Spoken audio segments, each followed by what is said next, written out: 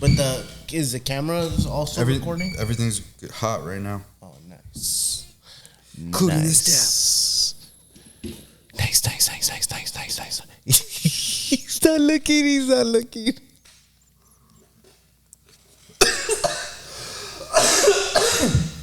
We haven't even done the intro. It's okay. I'm in the big leagues, told her don't miss me. Ballin' like Houston, ayy, feeling like Whitney. I need a bag, bruh, send it through quickly. I'm making his dog, like I'm in the big leagues. Told him that I gotta go, dog. What's up, guys? Welcome back to another episode of Set Connects, Cannabis Entrepreneurial Dialogues. I'm your host, Danny. Our mission is to create spaces for people of color, brands of color, minorities, to educate and empower our communities through storytelling and experience. Make sure to tune in to Set Connects at Instagram at CED_connects. Follow us, subscribe. That's all fucking backwards, but I'll be reminding you throughout the episode. Subscribe to our YouTube channel, Set Connects. Today, we're going to do a little something different. We have my partner in the distribution and manufacturing and everything else. We got Drew in the building. We also got the man behind the cameras. We got, that's Filthy. In front of the camera today. We're going to do something different. You know, we're going to do some recaps of what's been going on within the industry over the last few months. We got some news that we're going to post out. So obviously for the new followers, the new viewers, thank you guys for tuning in. It's a different approach from our normal episodes, but nonetheless, it's going to be very informative, educational, and we're also going to just have some fun today. So what's up, guys? What's going on? I'm high. Oh, you're high. I'm high. Nice. All right. So as we kind of touched on, we're doing some recaps. The first recap that we want to touch on is 420. How was your 420 this year, as opposed to any other year? I mean, it was different for me because every other 420, I've been behind the scenes. I've been in the warehouse building the orders, getting them together for the companies and not really being able to experience what it is. Now being with the distribution, working with companies, actually being in the mix, I actually got to go be a part of some of it. It was fun. Some of the parties were really nice. What did we do that I was day? gonna say, what parties you go to? I'll be honest, I'd have to think. I got too high on 420 to remember where I went, but I know I believe I went to two There was, Hazy had a party. I do remember seeing that. And then... No, Green Street had a... Was it Green? High Rise. High Rise. It was High Rise and High Rise. It was together. They were together. And then Hazy. And so Audrey and what Hazy's putting on is shout out to Hazy. Always a good time, good way to get industry, and Green Street always puts together a nice Have you been event. to a Hazy event? I haven't, but I just saw that they're going to do a B2B event. Okay. Literally, they just dropped the flyer yesterday. We don't know when this is going to drop, but that's a current event. That's what's going on. It's called like Spread Cuts or Spread the Cuts or something cuts. Special cuts, maybe. Special cuts. Yeah. Okay. We got to figure out a way to get in as media. We'll just shoot it. Hazy, what's up? Let us in.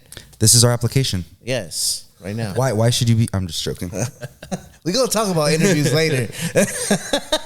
Okay, what about yours? What was your 420 like? So this was my last 420 at Chronic. And so I've experienced, 2019, which was lit. Then we had 2020, which was COVID. So that was sucked. 2021 was like, we're all still wearing masks. And this one was the first one back. It sucks that this first one back was in a time where dispensaries are losing tens of thousands of dollars every month to stay open. So it wasn't, I'd say off the chain, but I know for a fact nowhere was super lit. All the dispensaries did see like hopefully upwards of 1,000 patients for that day, which is awesome. But we had, I for everyone who doesn't know, I have a paleta cart. I have an ice cream cart. And so we were giving out free ice creams for anyone who purchased. We were also giving out free popcorn. And then we had like a photo booth. And then we were just running like a stupid amount of BOGOs. That's like all everyone wants. They just want to get something for free. Get something for free. Yeah. That's all it is. I mean, mostly what 420 is, get something for free. Pretty much. I didn't do anything. I was at home. I didn't hit up any of the events. I was just too tired. I was like, I'm good. We actually had an order that day that we had to handle. But other than that, it was... The events are nice. They're fun. They're more of, on 420 is more of a party. Yeah. And, not as much networking. So it was nice to go out, but I've been to so many at this point that they sometimes wear thin of the time I spend there, but it's always great to see what's going on and see people. And that's a cool take from like a professional standpoint, because that's the reason why a lot of us don't go out to all these events all the time, because it's going to be the same players, the same people who already are either going to help you or they're doing their own thing. Yeah. So it's like just your time and your investment. And I know we all got significant others and families, so it's like, yeah, where are you going to spend it? At first, like I felt like when we first started like our own venture, like I felt like I needed to be, like I had crazy FOMO. Like I needed to be at these spots. And then like, after a lot of arguments too at home, it was like, I don't really need to be there. You're right, I guess. Like after, it was really more, I went to an event that it wasn't what I thought it was. And like I did this big ass fight and like this and that personally to like, because I had this FOMO, that it just got me like, I don't have to be at every event now. Yeah. Like it's okay for me to miss a few. I'll be fine. I would say definitely like the big ones like we're going to touch on today. Like you got to go to the watering hole though. Like if you're a cannabis professional, you got to be at the professional events. You got to be at those industry ones. But it's about being selective, 100%. Yeah, I mean, and it because it's not worth a fight. No, going to an event is not worth. Yeah, any fight. You're right. It's not. But and I guess now like more and more licenses are coming out. More and more event licenses have been like granted. So like we're gonna see some more, and that could very well be the reason why going into like our next event, Hall of Flowers, maybe turned out the way it did, or for what, like, what Hall of Flowers, for those that don't know, it's like this, it's always been viewed as this big trade network event that is thrown on by the industry, and they were one of the biggest, they are still one of the biggest venues that, well, not venues, to put it in license. Put it into perspective, the first 2 years, they had guests on panels like fucking Gary Vee and Jim Jones. Mm-hmm. And like they had big names coming out, and this was an event you wanted to be at, and they were passing out product like it was insane. You'd go home with like $80 worth of product. Like, yeah, it's like a South by Southwest for the cannabis culture. Exactly. Essentially what Hall of Flowers is known to be. Mm-hmm. Well, but they struck in a time during that time that it was so much going on, so much new innovation, so much excitement around the industry to like be in it and see everything. So to be there, it's just been a couple years to where, people are feeling the effects, but everybody in the industry still understands what that carries with it. If you go and like meet people, mm-hmm. It's again, staying relevant. It's just like the parties and going to that. Select and choose, but it's a great place to meet buyers and meet owners. So. Owners is key. License holders, decision makers, go to Hall of Flowers. Yeah. So what did you guys think of this last Hall of Flowers that just happened at Santa Rosa? Again, another thing is 420, something to where I was normally the one in the warehouse delivering the stuff to set up everything, and I didn't get to experience in the time that you said when everybody went to those Hall of Flowers. I never really got to experience it.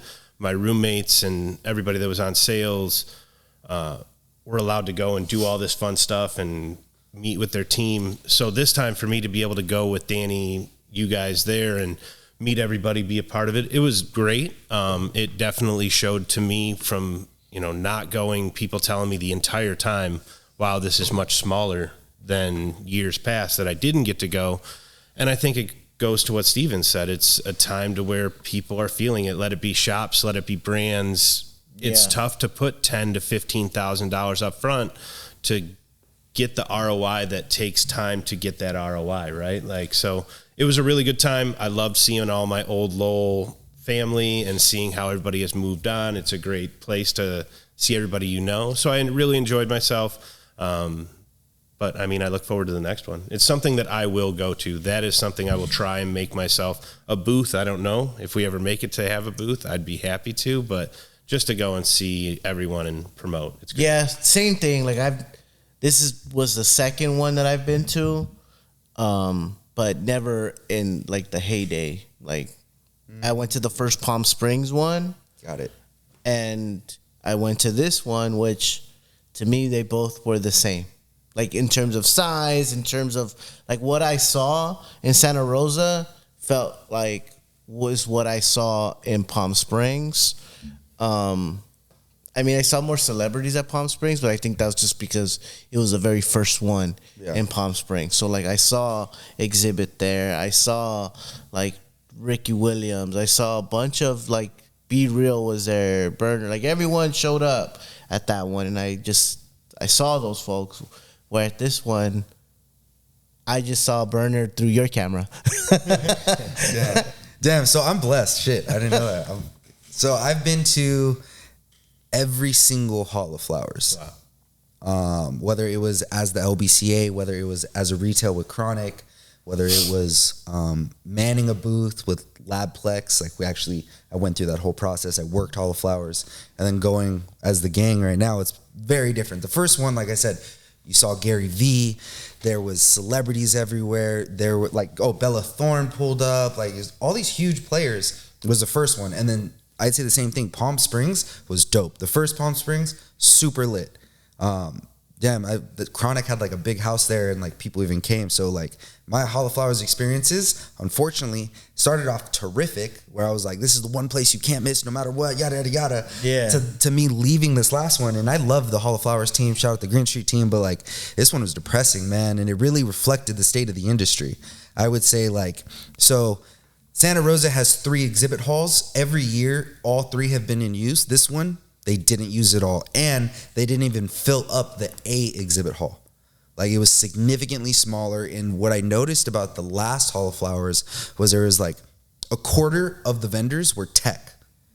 Payment processors, banking, packaging, like not cannabis players, not operators, not brands. And now I'd say it was even closer to 30%. Like, they had like... One of the biggest displays was fucking Zigzag and Clipper. And Trees. Trees had a huge one too. Trees. Oh, I mean, Dabwoods had a big one too. Oh, you're talking about Trees, the other thing. They're sign up. You're talking about the ones outside or the ones inside? So inside there was a container booth, like a shipping container that Clipper, the lighter, and Zigzag did. They just gave away trays and shit. But that was like typically where Hi-Fi sets up, and they have like a whole lounge, and people were drinking the drinks and like right, completely different. Okay. So it was it, and then even where we were at the end when we were, what was that brand where it was a drink? That was the iSpire tent. I know it was the iSpire tent. No, and Tony but works for him. I can't think of the name of it. I know the person that works with them. But it was cool. The little flask-looking bottle. We should look it up. But again, High Desert, was it High Desert? No, that's who. Oh, that's we just spoke with. But I mean, that's the thing of going there. Even like, shout out to all you guys. In a slow year, you still see these cool brands and try. I mean, one of them for me that I believe we may touch on, but was the Hash Hole.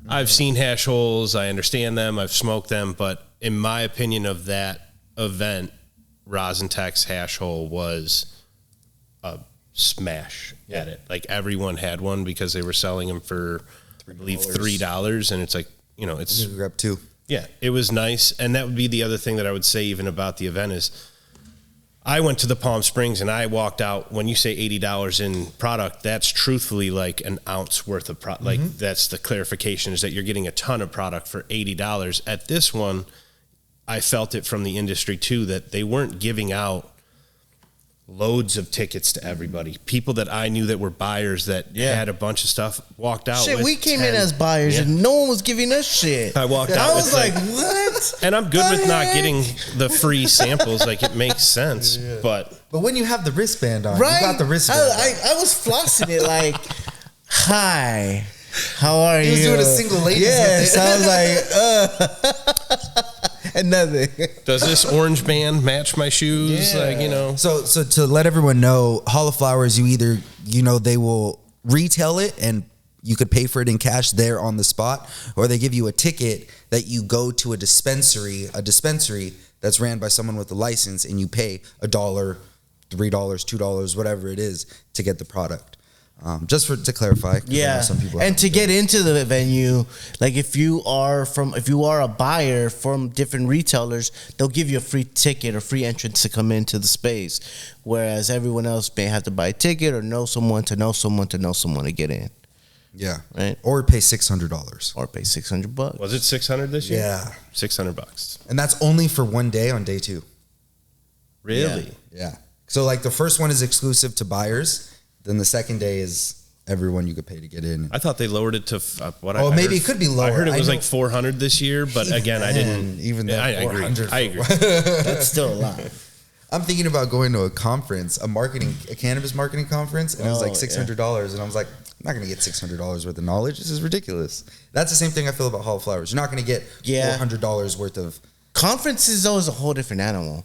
That's a whole different fucking business model. Yeah, true. Like, that has workshops and along with an exhibitor booth or section and area.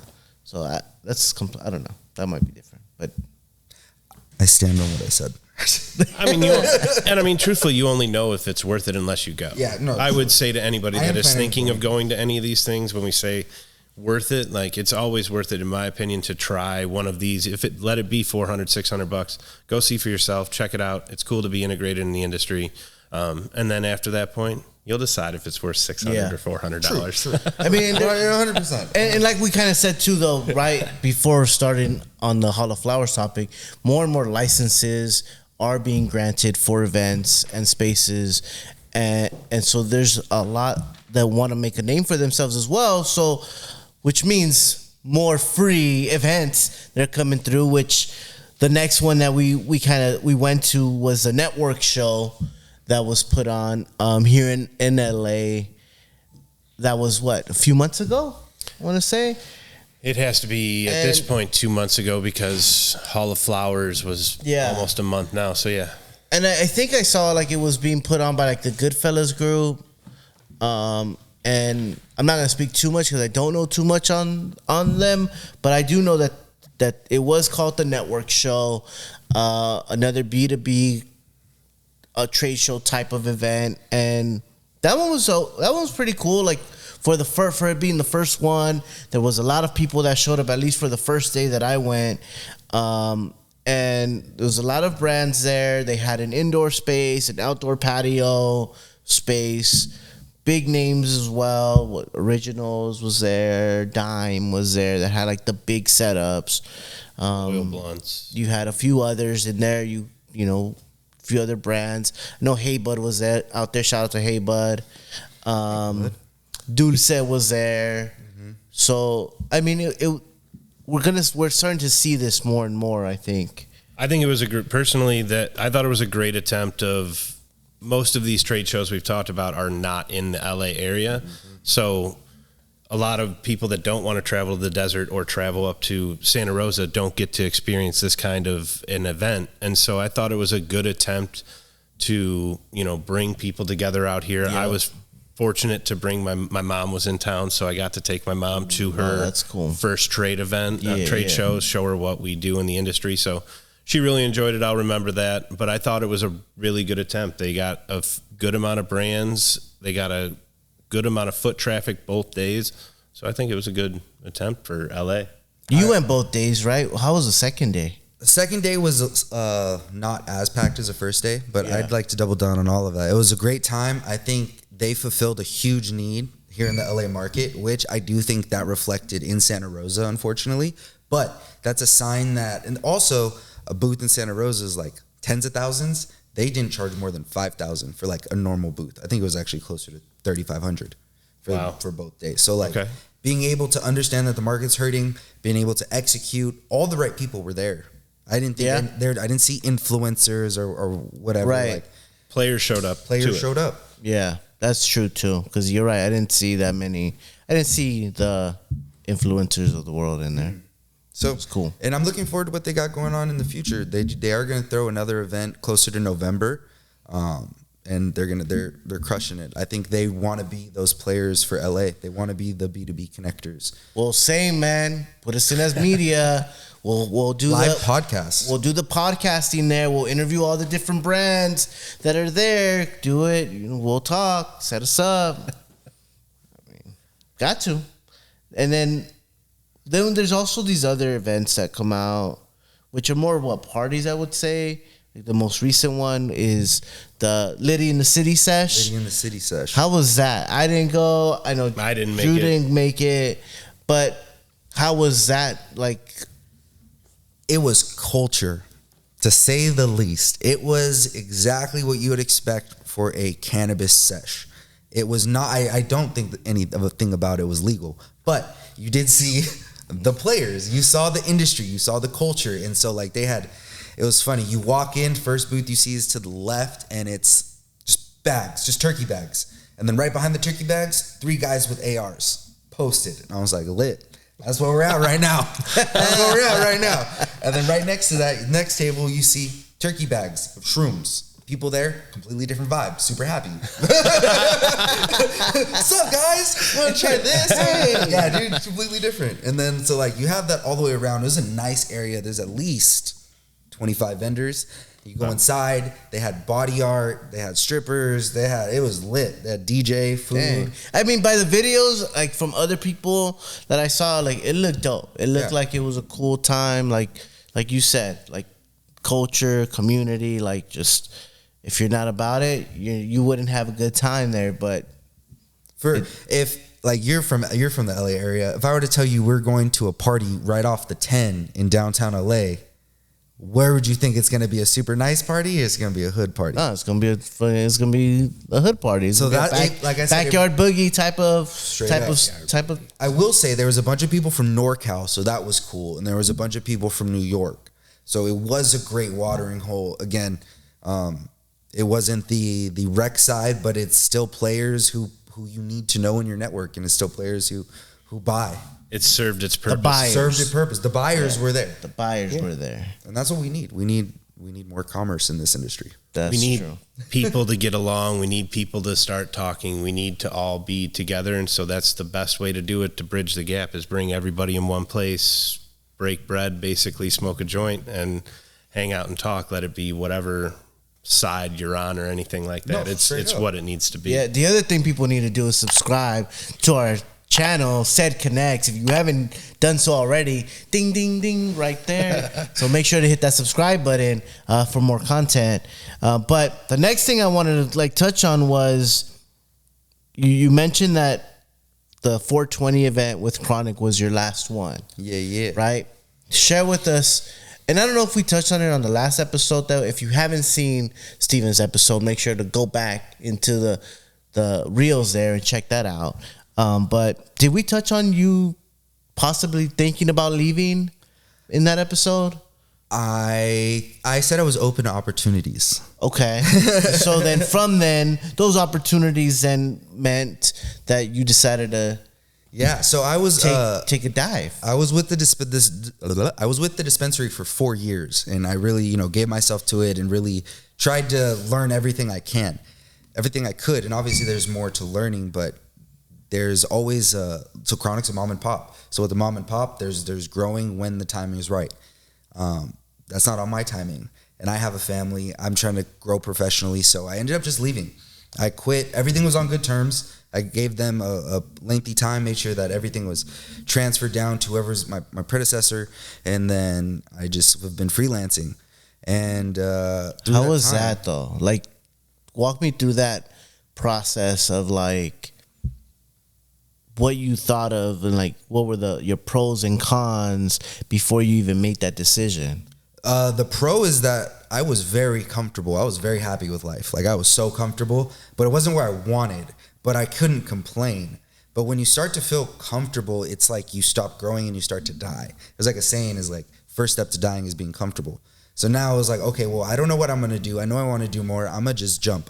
Everyone told me it was bad. Everyone. No one was like, this is a smart idea. Wait, except for me. I was like, do it. You understood though. I was You've like, been through it. yeah. But like everyone who didn't, they were like, this is stupid. You're stupid. Don't do that. And I was like, I just jumped. And I realized that when I jumped, we're all in this cannabis water. We all have different boats. All boats are relatively putting along or sinking. So the waters are ridiculously rough. So you're just jumping from one boat to another boat in the same water, and I literally jumped in the water without attaching myself to a boat. And you just see some boats taking on more water, some not. Yeah. And I applied to a bunch of different companies. Like I had interviews with Sweet Flower, interviews with Stizzy, interviews with other players, and it was all great. Everyone was like, "We love you. We love what you bring to the One table." of them even said like you're way too qualified for. Yeah, they were like, "You're overqualified for this position. I'm gonna switch over and try to interview you for this, but I don't know if we're hiring, but I know this is a need." And I was like, "All right, we'll just roll with the punches." Which says a lot about you, bro, and like your work and your ethic and all that you can bring into the table wherever you're at, whatever table you're at, or the table that you build yourself. You know what I mean? But Thank you. yeah, for sure. And people that say that it was not a smart idea when you go out into those interviews and people tell you, like, sometimes we forget our talent. Yeah, We're in it every day. You forget. I do it all the time. I know you've done it. Like, you forget how much you know until you go into those scenarios where you talk to new people and give your ideas and what you've done. And that person's like, wow. Yeah. And then you feel, another position. You get interviewed by those names. Those are big names to say that you're good. It's some validation. You're jumping into choppy waters that allows you to feel like you can swim. That's what it was. So it was just like, all right, I can keep my nose above water. And then everyone was also like, damn, 6 years, you're just gonna throw that away to like move. And I was like, because my goal is to be a cannabis professional and expert for as long as I can, whether this stays culture or whether it becomes corporate or whether it becomes a conglomerate. Like cannabis is still everything I want for my profession. Yeah. I consume it every day. So it's like, I'm just going to tough it out. I have another homie who put 11 years in. He's been a buyer at a dispensary. He was sales for Pacific Stone. And he was like, I'm almost good to just call it quits. Like this industry is not going to fix itself within the next 3 years. Might not even be the next 7. But if you withstand the storm, we all know that payout's going to be big, whether it's a emotional and rewarding payout or a legit financial payout. It'll be all worth it. Yeah, no, you're right. I mean, that's a fucking conversation we have fucking every day with this. Mm-hmm. But one of the things that I brought up to you was, those that know my history and like when we were a part of this big brand, all the higher ups right now in this current day aren't working for anyone now. Like they went on to other companies, they did what they did, but again, as we're talking about the state of the industry, they all have been let go and are all now freelancing and doing their own shit. Like that's what I saw going back to like the Hall of Flowers things. Like you touched on it. All those cats that we caught up with are all doing their own thing. And shout out to all of you that are, man, like Lindsay, Matt, all of you, Don, all you guys, like straight up. And I want to see you guys succeed as well. Just as like him and I are like working to do, you and I are working to get on. And that's another thing of just networking laterally. I don't think people preach that enough. Like network with the people who you work with who are going to continue to go on. People always want to meet someone new and someone higher and someone who could give them a paycheck. But these same level peers goes a long way. Shit, that's what helped us. But it goes into, as I came from the distro, like not having too big of a network, now going into all this, like your network is your net worth. Knowing these people, seeing where they go, seeing all the companies they've touched, you realize you have a person that you can reach out to. And it also shows you stay good in your business. Like be nice to the people you're working with. Respect the people you're working with because you never know where they're going to go, where you're going to go. So, that's the great thing of where this industry's gone, to see all the people that you knew were good go on to other places that are killing it. It's great. So when you decided to make that jump, what was the conversation like at home to do that? Well, I felt like I was stuck for like 4 months. So it wasn't like it was, I guess, very irrational, but it was something like you could see it on me, especially at home. Like I'm just unhappy, not motivated to go to work. And like, granted, I like working in cannabis is an amazing job. You never feel like you're working, but still when you're unhappy, it's going to carry home. So she was like, jump. She's like, I got you. She's like, you better find a fucking job, but like, like you got a timeline. Like you better find something in like 3 to 4 months. bro. I got hit up with what was the last company you applied for? what was the last day you sent in your application? So like, no, it was. I knew I had to get it going, but I wasn't in a rush because of that whole thing. I'm hearing people tell me like, you're good, bro. Like you're good. Yeah. And I was like, I'm gonna just wait it out. I'm gonna find something that's right. But your network is your network.